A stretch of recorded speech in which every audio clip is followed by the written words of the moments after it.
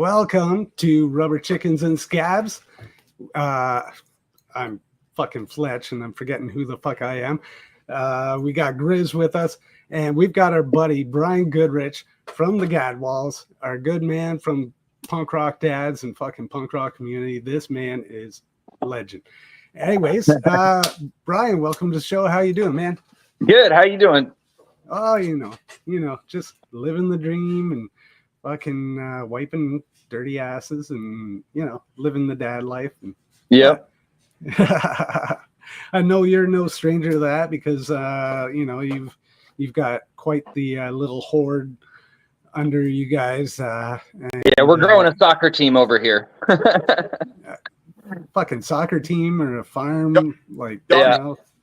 My youngest is a senior, and I do not miss any of that stuff at all. That's why the grandkid is great. I get to have the fun part of it, and then send them home. Fill them full of sugar, give them a good shake, and then send them back to their parents with a really loud toy. I literally will pick him up, and they know I'm coming to my house to shoot like 5 why nots, where I load them up on snack crate candy, and then we'll stop and be like, "What do you want from the gas station on the way home?" Because we play that game. Always ends up whatever, and then we drop him off. And they're okay with it. So, that's fantastic. Shit. I would probably stop bringing them to your house for sure. Supervised visitation. Yeah, yeah. It's so cute. Whenever he comes over, he's like, "Pop, do a why not?" And I'm like, "Oh, of course." Even if I don't have something ready, I'll put something together really quick. He's so perfect. Oh, that's great, man. Bryan, how's writing going with the Gadwalls? I know you're writing an album right now, writing an EP or something. We're doing a full record. We're kind of writing and recording at the same time. I've got decades of lyrics, but I don't play guitar or piano. So, instead of being like a complete songwriter, I'm just a lyricist, and I'm kind of at the mercy of somebody else writing the music for me. And through that, I've kind of, I've been learning a little bit on guitar so I can kind of help with some of the songwriting. And our new song is called Better Than I Am. And I actually wrote part of the guitar part as well. So that was a lot of fun. It's the first time I've ever actually written even some of the music to any of the songs other than like lyrics and drums, basically. So it's coming together. When we went down this road, we were a cover band. We were doing like Blackberry Smoke and Tyler Childers and stuff like that. And we decided to kind of go a different direction. Then we got in bed with Matt and Tim and Fifth Day Records, and it was like, okay, let's write some shit now. And so I dusted off a few of my lyric books, and in a few months we'll have Midnight Memoirs will be released, and it'll be on Spotify and all streaming platforms and whatnot. And it's coming together, man. It's been a lot of fun. It's really cool to see things that I've written about that are really important to me, and kind of parts of my life and my soul, and things that are finally coming to light and aren't just words on a piece of paper anymore. So that's been really cool. Oh, absolutely. Sorry, what was that, Grizz? I said that's awesome, man, and I get it. I've been writing since I was a kid. It's what I've just always done. It's like one of the things I was put here to do, and I'm good at it for some reason. But I've been writing songs.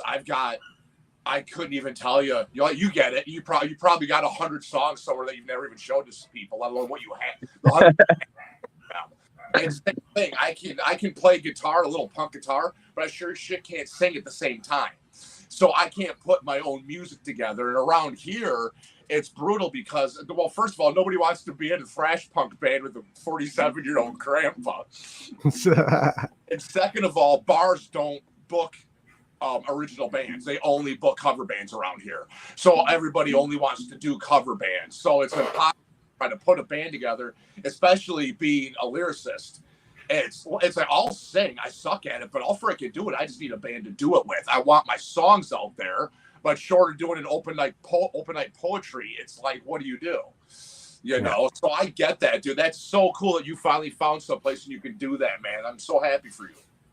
Thank you. Yeah, and it's definitely easier to get gigs as a cover band or like a tribute band, stuff like that, paying gigs at least. And Tell what me about it.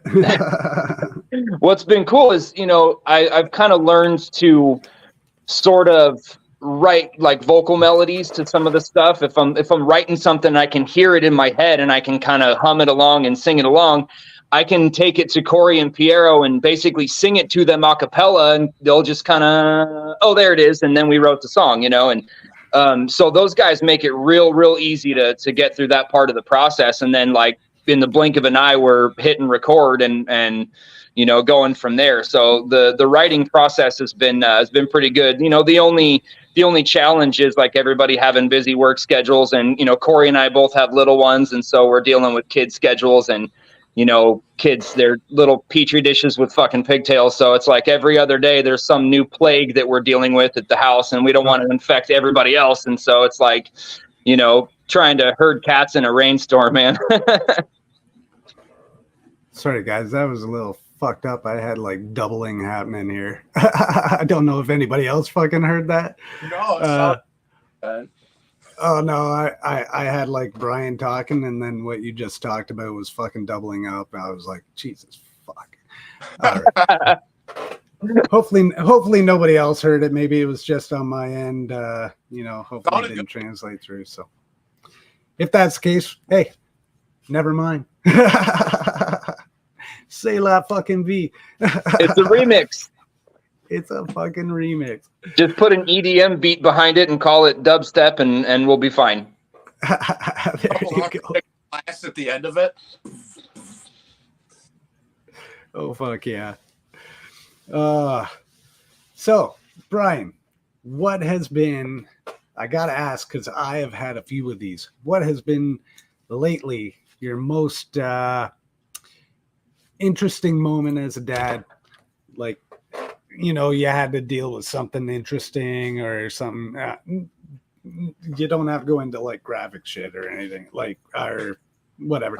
But, I know I've got a couple lately that I was like, Jesus, fuck, man, I can't believe I have to fucking deal with this now that I'm a dad. Like, I'm just curious. I'll get to mine, but I'm curious because I know you've got like a young lad there as well as some young ladies and whatnot. I'm sure there's mass chaos all the time.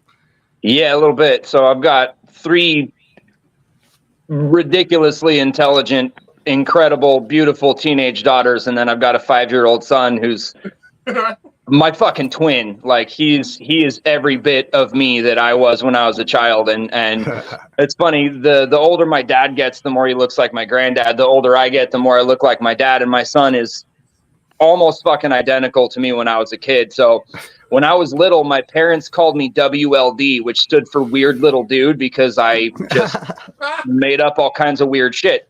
And, I went up to my mom once when I was a little kid and I said, Mom, did you know that snakes don't have elbows? And she actually wrote a song and ended up writing and releasing a children's album.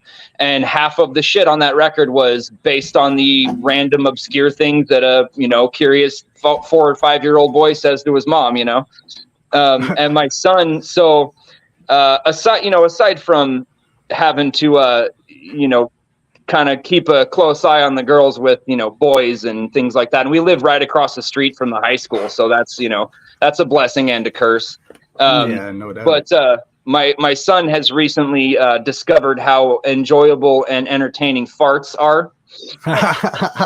And so like, that's been just fucking hysterical. Cause the other night I was snuggling in bed with him and he kind of looks over at me and he's like, Daddy, does it smell like fart? And I was like, no. And he kind of wafted the blanket and he's like, now does it? And I'm like, oh yeah, that's a good one, bud. And he's like, yeah, that was a good one.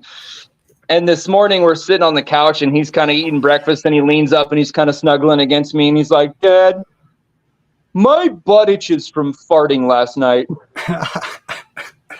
I'm like, this kid, it's always something, man. It's like every couple minutes you're looking at him, he's doing something hysterical. It's like he needs his own reality show. No doubt. Yeah, my youngest, she she's hilarious when she farts as well. You know, like she will like snuggle up beside me and turn and rip one. Excuse me, I farted. It's like, no shit you did. No shit. You knew exactly what you were fucking doing when you walked across the fucking room to snuggle up with your daddy just to shit on his leg. Silas does the exact same thing. He'll lean over and he'll fart on his mom's leg while we're eating. Can you taste it? Can you taste it? Oh shit. So the most recent really fucked up thing I had to fucking deal with as a dad. My son, I was coming home from jam one night. It was a few weeks back, and I get home. My wife's just resting on the couch and whatnot, and the kids talked her into sleeping in our bed that night. Whatever, they're only young once, so I had to go grab something from the bedroom for my wife. So I go down there, I tiptoe down there, and I open the door to my room, and I was like, what in the fucking smell is that? Something fucking sweet and rank and all fucking sorts of fucking wrong. I'm like, what the fuck? And quickly I think, I'm like, shit. My wife texted me and said the oldest had fucking diarrhea earlier. And I'm like, oh, no, not on the fucking bed. No, like, no. So I fucking turn on my flashlight and I'm like fucking tiptoeing around the room. And all of a sudden I step right into something fucking cold and nasty. And I'm like about to throw up myself. Right. And I fucking pan over with my light and I see the sheets on the side of our bed. And it's just fucking like a fucking like overflow of fucking vomit. I pull back the fucking blanket and my son is like fucking curled up in this pool of fucking vomit on our fucking king size bed. Like, he fucking wakes up. He's like, wow, what the fuck? And I'm like, dude, it's okay. Like, let's get you fucking cleaned up. We gotta fucking clean this shit up, man. What the fuck? I'm like, I just wanted to come home and go to bed, but shit. So fucking ended up fucking getting everything cleaned up. Fuck, man. Like, what a fucking night. My wife ended up actually sleeping in his room on his bottom bunk with him after that. Fuck, doesn't he fucking throw up again while they're on the fucking bottom bunk together? Fuck. Oh. Yeah, luckily I lucked out. She didn't even wake me up for that one. So she just let me sleep on that one. But Jesus, yeah. So yeah, that's the most recent really fucked up thing I've had to deal with as a dad. But I mean, it still doesn't make it terrible. I fucking love my fucking kids. Oh yeah. Every little bit of fucking stepping in their vomit or shit, wiping their butts. Because eventually they're gonna wipe your ass. I fucking hope so. That's why I had so many kids. Like the better the odds that one of them's actually going to take care of me when I'm a decrepit old cranky crotchety curmudgeonous old motherfucker. In like 5 years. He said they're putting me in a home, and I said good. So my wife, we when it comes to the kids and like sickness and injuries and stuff, we have a pretty well balanced dynamic because she cannot handle vomit. And I can't handle blood, surprisingly enough. It's like every time. I'm not good with blood either. Yeah, blood and needles. Like every time I go get blood drawn, they're like, really, dude, you're scared of needles? I'm like, yeah. Can I have a lollipop? But when blood, I don't get nauseous or nothing like that. I do donate blood, stuff like that. What bugs me, I can't get like when my son gets bloody noses. And he gets a bloody nose. When I see my kid bleeding, I get this fight or flight. I get mad. And then, like, I can't help him. So my wife knows if it's a bloody nose or something. step in, like scab knees, something like that doesn't bother me. When I see him bleeding and can't stop, there's this weird thing triggers in my head. But the vomit, I can't do. No. So when our eldest, my eldest stepdaughter, when she was a little younger, this was years before my son was born, and we weren't even married yet. We were driving home from my work, and it was pouring down rain. And turns out she ended up having like a stomach flu. And hold on, I turned my notifications off there. And so she's like, "Oh, I'm going to be sick." And we're on kind of a country road with no shoulder, and so we pulled off onto a side road, and she got out of the car. And I got out with her because I'm the only one that can handle being around. Like, my wife will run for the fucking hills, shut the door, put headphones in, like burn the house down, whatever. She will escape from the vomit by any means necessary. So here I am standing on the side of the road, pouring down fucking rain, holding my kid's hair while she just pukes relentlessly. Slipped and fell in the mud and landed on her ass in the ditch. Oh, fuck. And my wife's got the windows rolled up and the stereo's fucking cranked, and she's just like, blah, blah, blah, blah. And like, here I am pulling my kid out of the ditch. She's covered in mud and vomit. And I'm like, oh, I love being a parent, man. But all right. So probably one of my best parent moments, when my daughter was still a baby, she was, I was changing her diaper, and she was like, I had her laid out on the couch, and I was on my knees on the floor. And, I took the diaper off, and I kind of tucked it underneath her while I was getting a wipe and I was getting everything together. And while that was happening, she started peeing. And I'm looking at my ex, and I'm like, "Hey, I need some help here. She's peeing." And I'm like, "Oh, fuck," I'm panicked. And my ex is just laughing at me. And while she's peeing and the pee stream is, rolling downhill, she farts. And it was like biological warfare. She fucking weaponized her pee, and it the fart misted the pee onto my face. And I mean, it was like aerosol. I'm like, oh, and I am 100% telling that story at her wedding. That is absolutely happening. She's gonna elope, you know that, right? Yeah, she's gonna see this someday and be like, "Yeah, no, that's not fucking happening, Dad." I won't be invited for that very reason.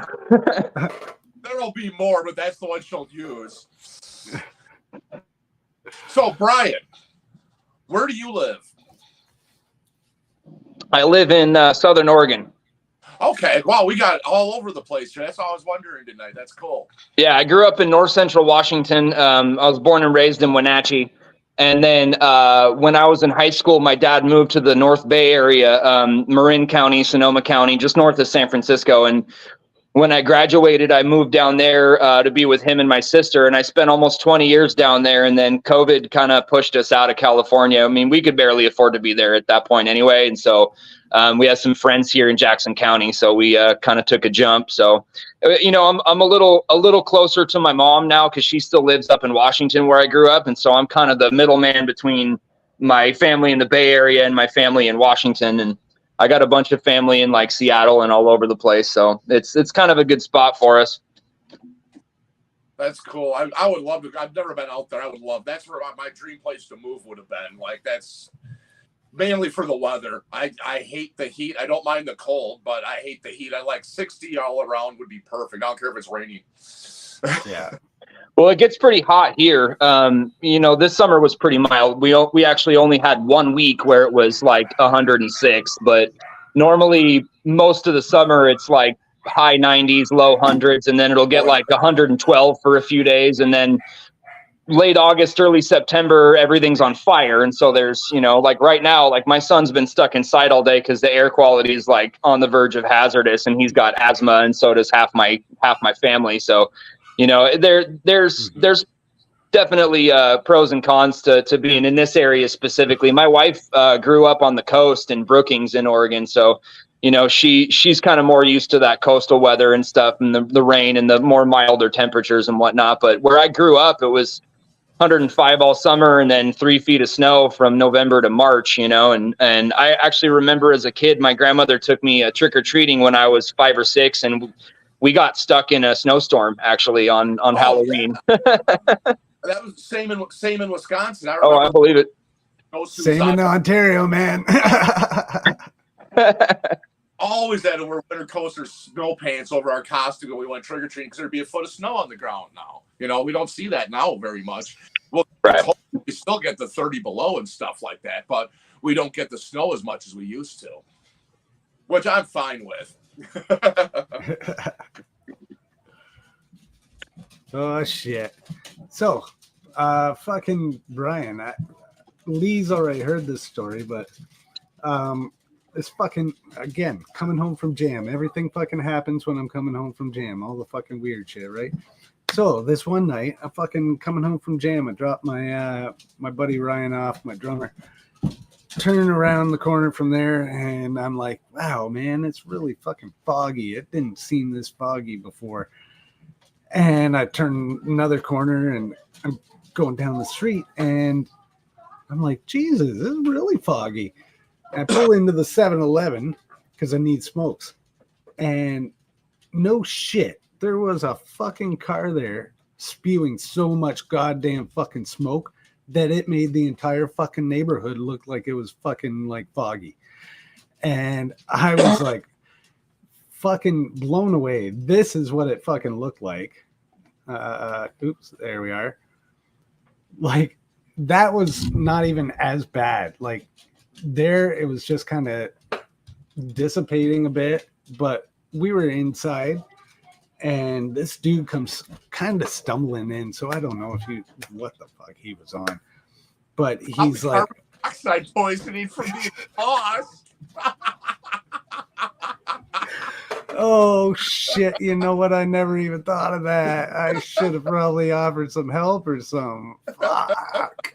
Here I'm thinking he's like fucking drunk or something. He's fucking dying. I'm sorry, dude. I'm sorry. If you ever fucking see this, I apologize. But you're probably fucking dead from the fucking carbon monoxide poisoning. You were choosing to fucking drive around like that. Like, he comes in, he's like, oh yeah, no, I got a leak in my fucking supercharger or something, and it's like fucking smoking. Like, it was barreling, like it was insane. I seriously thought the entire neighborhood was in a fog, and like a good fog, not like a weak fog. Like, I was surprised once I hit that smoke and I smelled it. I'm like, ooh, that's not fog. Shit. And that's when I pulled into 7-Eleven and he was there just fucking idling. Like, yeah, why not? Why not just fucking sit there idling? And then he pulled it around the front of the building, which is where I got that photo of him. He was actually at the front. He had already fucking moved. He was idling for like 5-10 minutes there prior to me showing up, probably. Some fucking people, man. Yeah. My neighborhood looks like that a couple times a week over the summer when I'm using the smoker in the backyard. I'm surprised nobody's called the fire department on us yet. Yeah, but something like that. Here all summer long. I go through so much charcoal and wood. Well, all winter too, though. I grow all winter. Like, it's why not? You know. Oh yeah, I usually will smoke a turkey on Thanksgiving and whatever. Like, I'll smoke stuff for Christmas and whatnot. So I'm still. I mean, even in the winter, I'm out there with a fucking parka and a beanie and shit, and I'm like,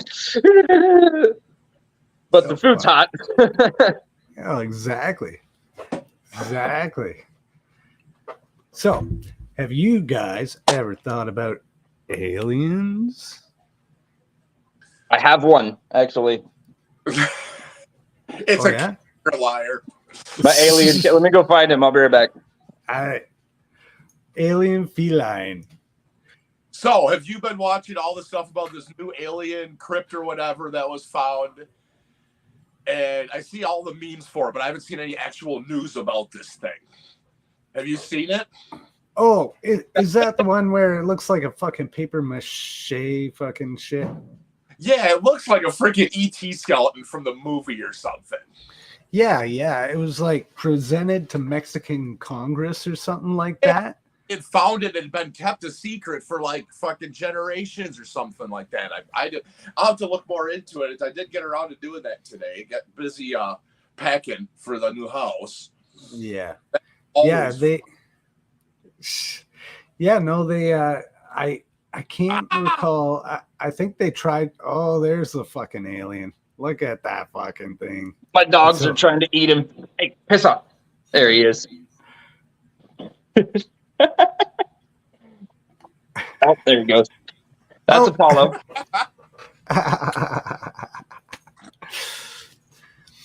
So yeah, we were just talking about this shit that keeps popping up on news feeds and shit about this Mexican fucking shit. They just fucking presented to Mexican Congress there paper mache looking motherfucker that looks like an ET fucking made out of fucking wafer cookies or something. I don't fucking Somebody know. carved it out of a bar of soap. Yeah. Probably came from a fucking inmate in fucking some fucking Mexican prison. And it was some third grader's art project. Probably just a good movie prop. I mean, I pay the shit out of that. That would be too hard. Yeah. Well, and then they, What are your thoughts then on aliens? Do you think they exist or do you not think they exist?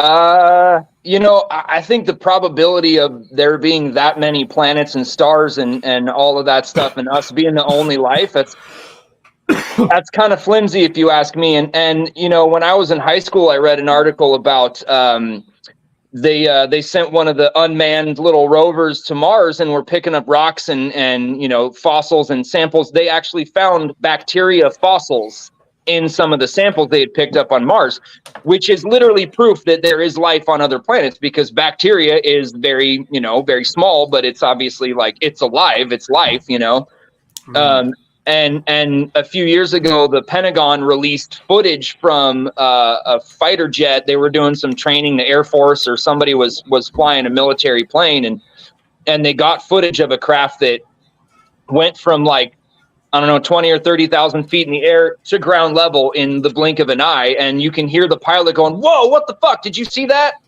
And we don't have anything on this planet that's capable of doing that kind of shit.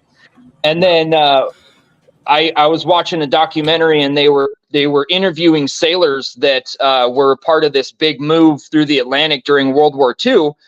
And they had American ships and they had British ships that were kind of moving together. And there was an incident where some kind of craft or vessel came out of the water and floated there for a minute and then took off in the sky. And the British ship's log recognizes it as an unidentified submersible object. And they tell in the ship's log that some of the sailors on the ship saw some kind of being or human-like creature or whatever inside the ship. And then before it took off, and the American ship's log is 100% redacted. Oh, of course. Well, that's like we were talking. This is take 2, by the way.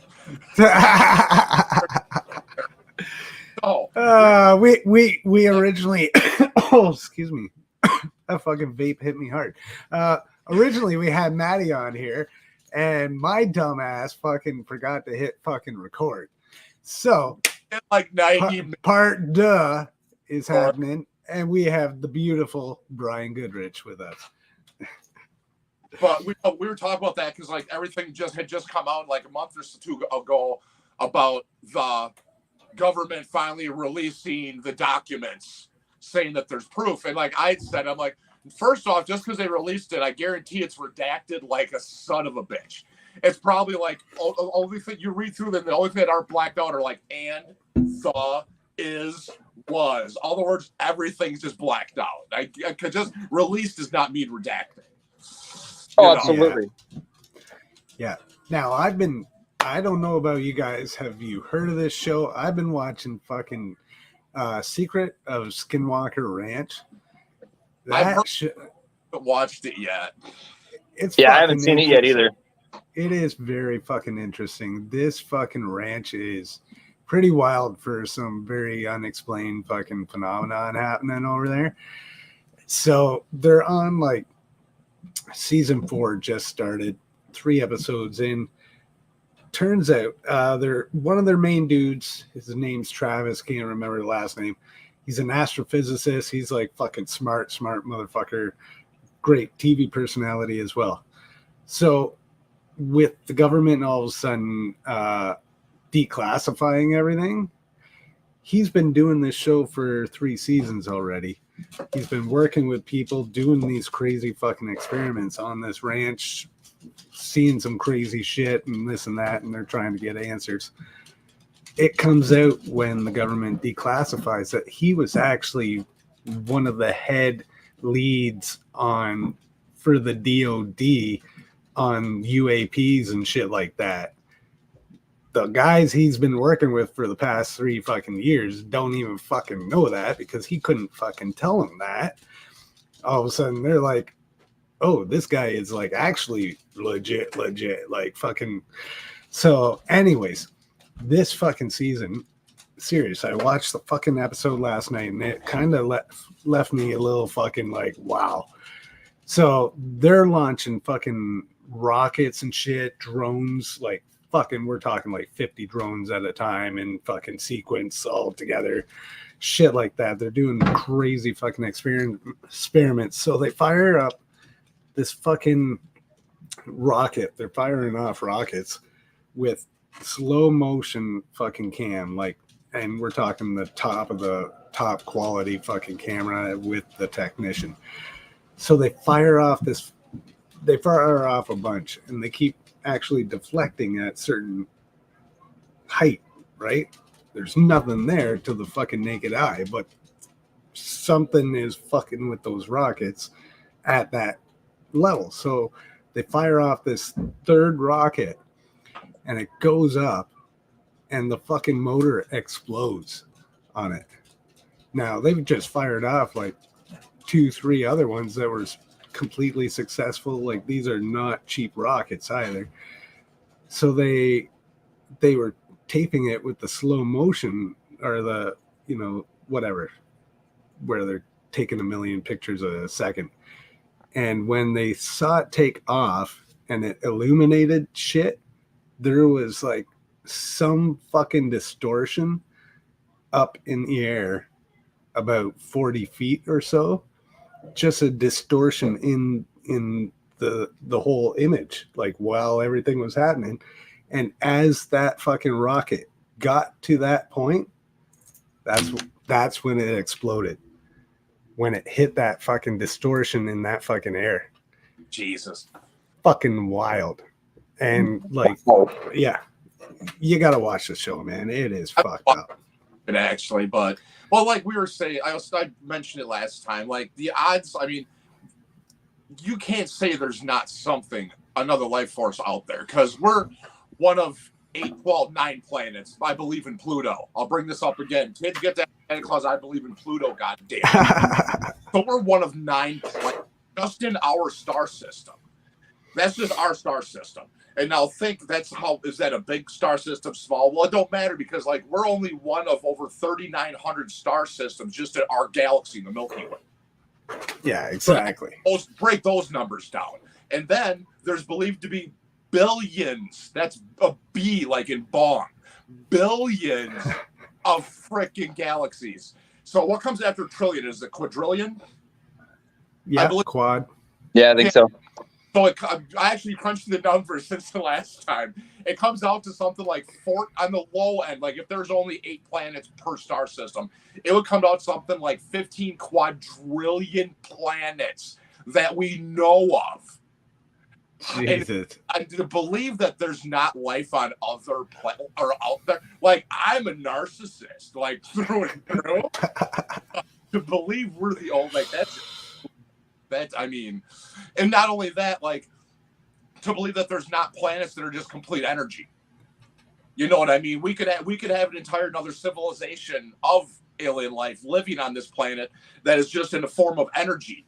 You know what I mean? That we just don't see, because there's so much undiscovered in this. You know, just go underwater, even above water. there's so much that could be invisible to our eye just because we only have so many cones in our freaking eyeball. You know what I mean? Yeah. So I mean, it's so hard to believe when I hear people say, "Oh no, there's no such thing as aliens." I don't know why. I'm not like a UFO hunter. I don't even watch sci-fi movies. It's not my jam. But when I hear people say that, I don't know why it's a pet peeve of mine. Maybe. Oh, they're probably fucking completely scared of us because we are like the scum of the fucking universe. Really. We're Florida. Yeah, we are the Florida of the fucking universe. Like, we're a reality show. We're Honey Boo Boo for the rest of the galaxy. Yeah, they come here to vacation and for fucking entertainment, but they're like, no. We tried those experiments back in the 70s. They fucking failed. Right. We're just gonna laugh. We're just gonna come. We're gonna laugh at them. We're gonna fucking do a little bit of experiments here. Hey, let's do some social experiments. How about some social media experiments? Huh? Well, some of my favorite theories are like, how do we know we're not the aliens? And the dinosaurs it was their planet.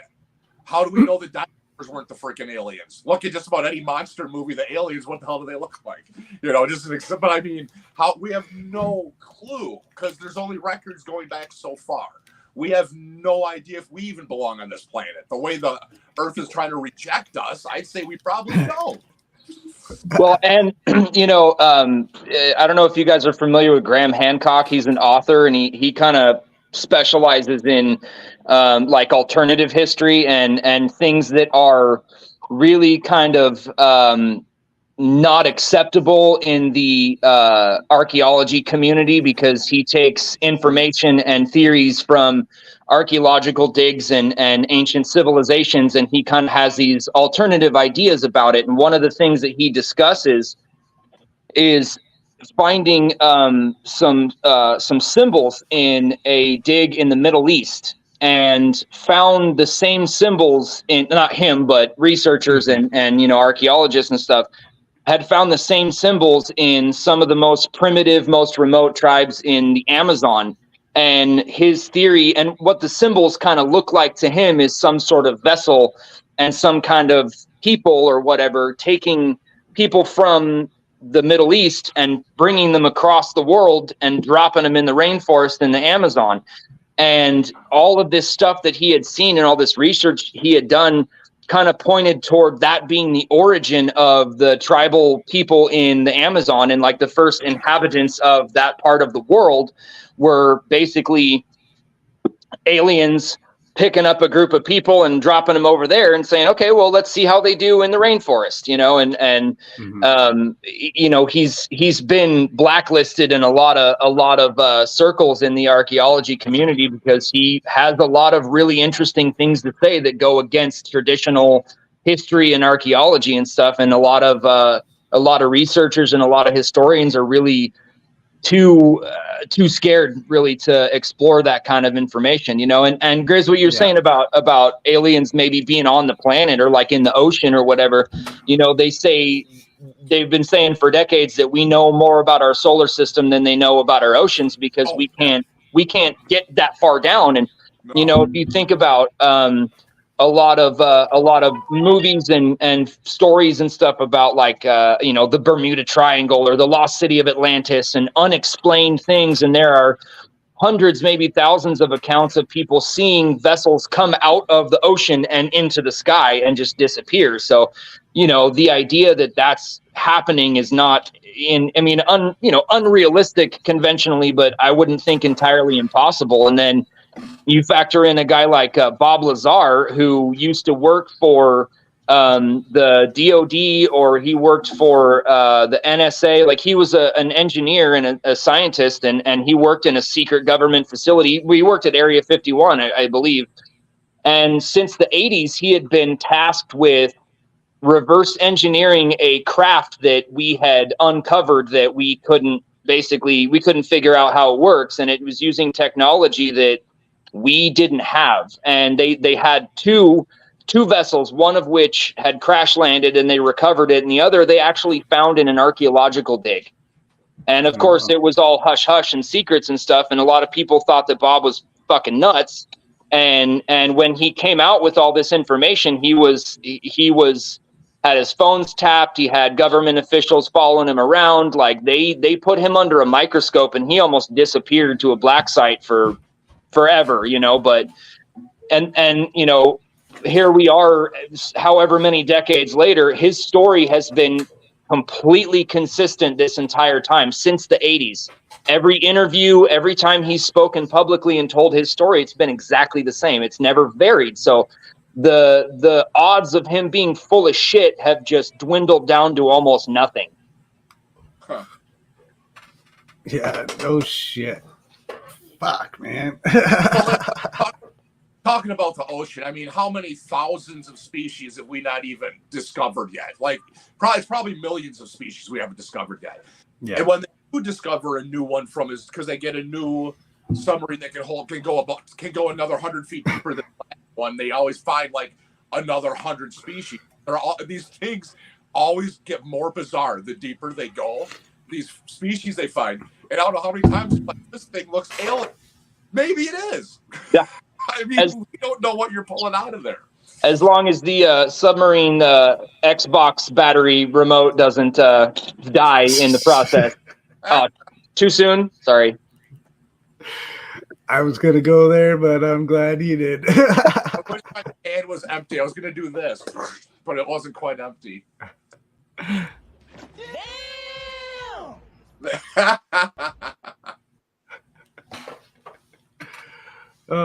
Yeah, like even fucking last week, I think it was, I read in the fucking news, some scientists found some fucking golden orb blob in the fucking ocean. So they scooped it up and brought it out. What the fuck were they thinking? Yeah, the fuck are they thinking? Leave it the fuck there. There's a reason for it. Like a new sarcophagus. They're like, and it's one of all these evil warnings. It's like, let's open it. What's the worst that could happen? Yeah. Well, and that's the other thing. I've always kind of had a theory. We've been, I grew up watching movies and stuff about aliens and, Independence Day and even kids movies like, Planet 51 and stuff like that. Like, what if that's kind of, desensitizing us to the idea of aliens so that when the government finally admits that they know that they're real, we won't be so freaked out. We might be a little more excited about it because, it's just like the movies, and then suddenly we're all getting fucking anal probed. And I mean, I don't know. I'm kind of excited about that part personally, but that's just me, Well, and that's the thing is like now the governments are saying, yeah, okay, we were full of shit the whole fucking time. And we're all like, yeah, we fucking knew you were full of shit. Thank you for finally fucking admitting it. But we're desensitized to it. You don't see fucking people on the fucking street running around right now with fucking tinfoil hats, right? Like all over. I mean, there's some, but it's not mass hysteria. Like it's not like, holy shit, there's actually fucking aliens. Like I thought that was fake. No, it's always been a possibility. Fucking obviously there's some fucked up shit out there that we don't understand. I bet you I know why they declassified it. Because first, like they even said like this stuff, but mainly this stuff goes back to like the 1950s. Mm-hmm. Like the 50s and 60s is what most of the files apparently went through. Think about it. The last person whose name was in those files probably died. So they had no one they could talk to. So they're like, oh, we'll declassify it now because the last person died.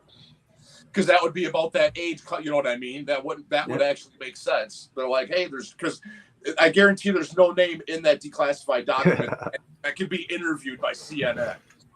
Right. And, I read somewhere, honestly, I don't remember where, but I read somewhere that there's an old Air Force pilot manual that, includes a lot of standard operating procedures and protocols and things like that, are typical for the Air Force and for the military and for pilots. But it included some information in there about the potential of encountering an aircraft that they couldn't readily identify and how to conduct themselves if that took place, because you know, apparently they were expecting that to happen. They're like, you know, you're probably going to see some things from time to time that you have no fucking idea what it is, and this is how you handle it without pissing your pants in the cockpit.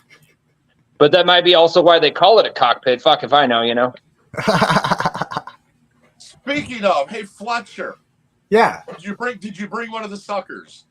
No, I didn't bring one of the fucking ices or the fucking popsicles or whatever. Fucking, I didn't have time to make another. Oh my god! Have you seen the movie Death to Smoochie? Absolutely. Yes. Okay, that's what it reminded me of. I'm like, they're rocket ships. Rocket ship. She hands it to me, and I'm like, that doesn't look like a teddy bear, man. That's a cock.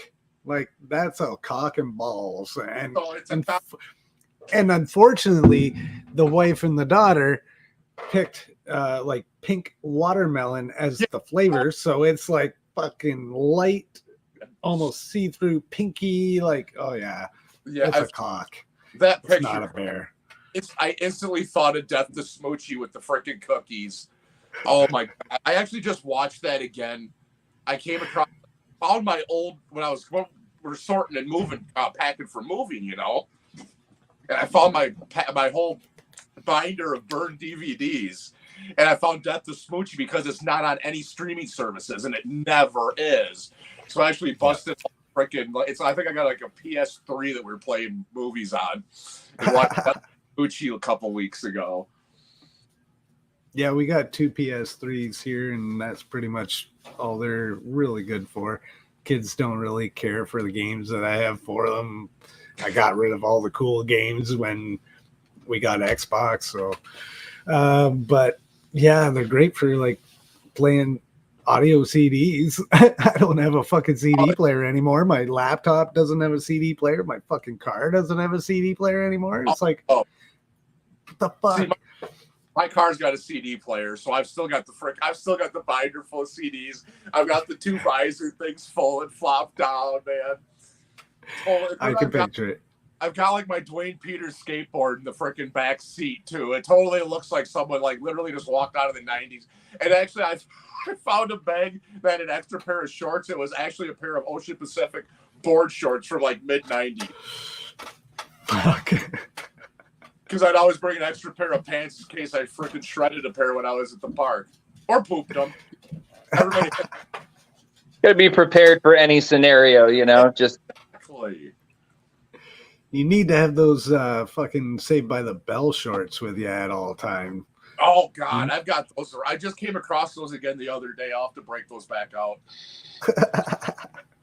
I found 2 pair. I don't even remember buying one of them. It's kind of like my luchador masks. I get manic, and then luchador masks and Hawaiian shorts show up at my door. I don't know what that says about me, but I think it means I'm fun. I think so. Fucking rubber chickens and luchador masks. Fucking, yeah. All right. Have you got the fucking bugs out of it? Have you got the fucking bugs out of it yet? Oh, no, there's still dead bugs in there. At least it's not vomiting. Oh, no, there's one.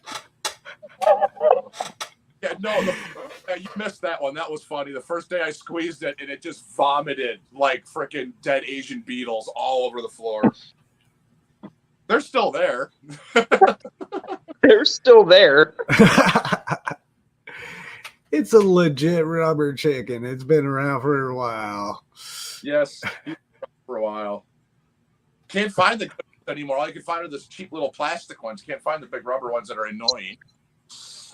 Yeah. Dude, I saw Buckethead live once. I got a free ticket, but he was by himself, like playing to a backing track, and I'm like, the dude fucking shreds. Like, he's a hell of a guitar player, but I'm like, I'm not sure what he was smoking backstage, but like, he should probably share with the audience so that it'll make more sense, because he actually spent more time running back and forth across the stage, like whipping out rubber chickens and playing with fucking nunchucks, and had this like Santa sack full of God knows what. And I'm like, dude, I thought this was like, are you not going to play any more guitar, man? Because I'm like, what the fuck are you doing with the rubber chicken? You know, now it would have been cooler if the nunchucks were made out of rubber chickens, and that's a project for you, Grizz, I think. Should have been. Ooh. Oh, look at that.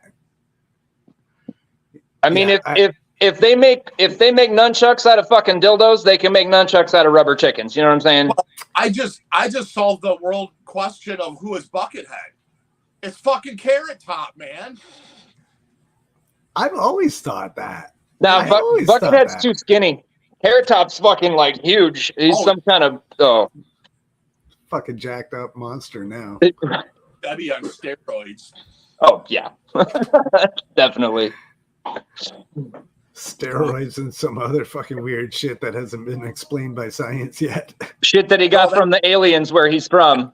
That's just the plastic surgery he's had. Yeah. He looks like a bad anime version of Carrot Top.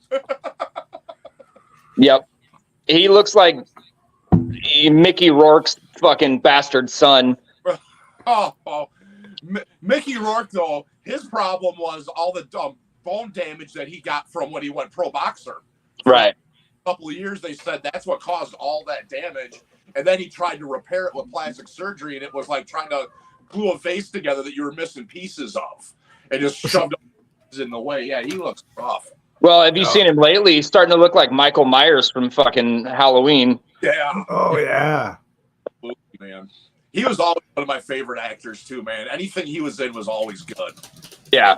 The Wrestler was fucking amazing. Phenomenal. That was wild. Harley Davidson and the Marlboro Man. Yeah, now you're talking. Oh, classic. I love that movie. Absolutely. Rumblefish. Oh, yeah, definitely. Remember that? Did Scorsese do that one? Coppola, yeah. Coppola, actually, because that was actually Nicolas Cage's first movie. Right. And he changed his name to Cage instead of Coppola because he didn't want people thinking he got the job because of his uncle. Yep. So Right. it was Coppola that did Rumblefish. That was one of my. I like that way better than Outsiders. I was a huge S.E. Hinton fan growing up. Still am, But I thought frickin' Rumblefish, the movie was. I mean, Outsiders is one of the top 5 movies ever in my book. But Rumblefish is in the top 4. You know what I mean? Like, yeah. Beautifully shot. I tell you what, when I was 18, 19, I played in a band with a group of people that were all like in their late 20s and early 30s. And because I was the youngest one in the gang, they all called me Pony Boy, and that name stuck for many years. There are 2 or 3 people that to this day don't refer to me by my name. They still call me Pony Boy. So that was one of my many nom de plumes. Oh God, I'm gonna beat that joke to death over the next few weeks. Just FYI, I'm making. Oh hey, Dan Hayes is back. I'm gonna get him making Pony Boy memes for me. Yes, there you go. You're in trouble.